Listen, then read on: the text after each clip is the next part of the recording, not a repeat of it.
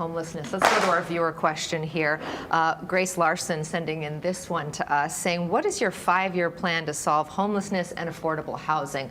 Let's take the first half of that, of course, and that is homelessness. You have had a lot of improvements at the point in time count, sort of different than the rest of the state. What do you attribute the successes you've had to? And at the same time, people who live in many parts of the Big Island will say that they don't feel that improvement. Sure.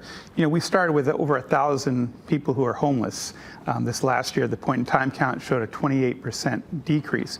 Well, 28% from 1,000 is 280. So there's, still a lot of homeless people there. We have been working on it. We actually came in, we brought a whole bunch of different people together, and we came up with a plan, a 13-point plan. We've been working together with different agencies. We've actually been funding different agencies, and you're seeing it make a difference. We have also, working with some agencies that are helping reunite people with their families. We have one group, Task Force 808, that's reunited over 100 people so far this year since February back to their families on the mainland. So there's a lot of work. There's still a lot of work to do.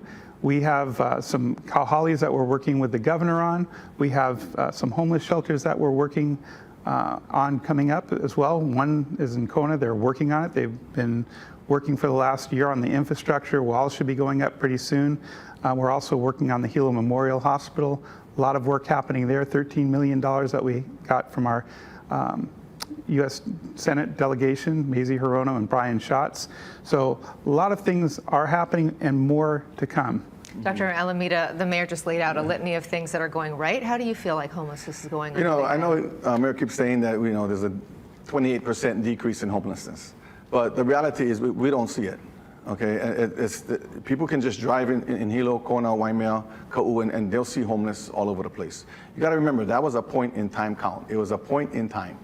And so it's not a true reflection of what we're seeing. That's number one. Number two is our administration will be also concerned about the almost homeless. You see, because people are homeless not because they ran out of money. Most people are homeless because they ran out of relationships. They burn bridges. And so this administration got to pay attention to a drug addiction. They got to pay attention to mental health because that's the issue, right? To me, that's the issue, and our administration will pay attention to those issues. So, can I just kind of respond? Especially, we talk about mental health. Our administration has actually done quite a bit more than other administrations have. We have been funding the drug clinics, through our homeless funds. We have been setting up. We've been teaching our police officers. We just did a class, actually in a class right now. Our 5th class with crisis intervention training with our police officers.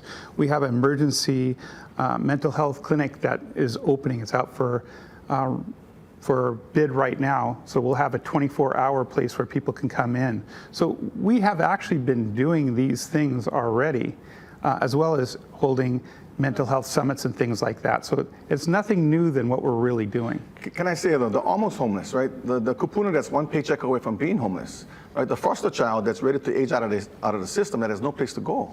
Okay, the veteran who has PTSD that needs some support. I mean, this is the group that will be homeless if you don't pay attention to them, and this administration has done very little to pay attention to that group. Well, beyond just the actual homelessness, another issue